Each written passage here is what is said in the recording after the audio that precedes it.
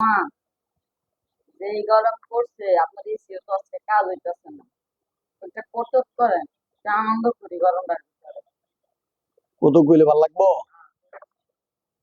আচ্ছা, কৌতুক কইতাম না। স্যারে ছাত্র ক্লাস করাইতেছে। কারে ক্লাস করায়? ছাত্র করে ছাত্ররা ক্লাস করতেছে। সবাই বলতেছে, ছাত্র শিক্ষক বলতেছে, বলো তো ঢাকা কত দূর? বাইজিদে হাত তুলে বলে, স্যার আমি পারি। তো স্যার ঢাকা আমাদের খাটের তলে।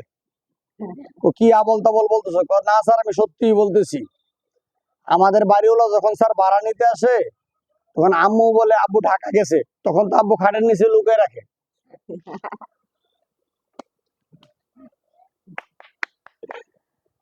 আবার বাপ ছেলের মধ্যে খুব ভালো সম্পর্ক, যখনই ছেলে টাকা চায় বাবাই ছেলেরা টাকা দিয়ে দেয়। হঠাৎ করে বলতেছে, বাবা বাবা তুমি আমার 3000 টাকা দাও, জরুরি দরকার আছে।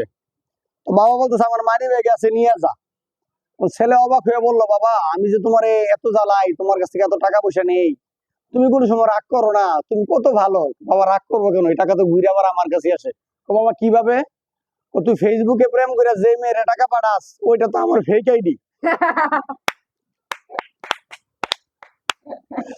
বা ছেলেরে বলতেছে, বাবা মন দিয়ে পড়াশোনা করো, মোবাইল টিপো না।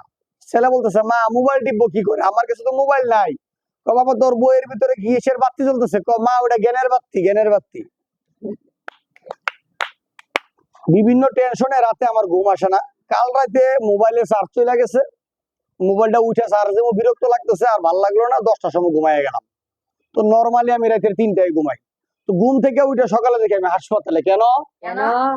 সবাই জিজ্ঞেস করে জানতে পারলাম যে আমি নর্মালি 3টায় ঘুমাই, 10টায় ঘুমানে সবাই মনে করছে আমি অজ্ঞান হয়ে গেছি গরমে, তাই আমার হাসপাতালে ভর্তি করে দিচ্ছে। শেষ।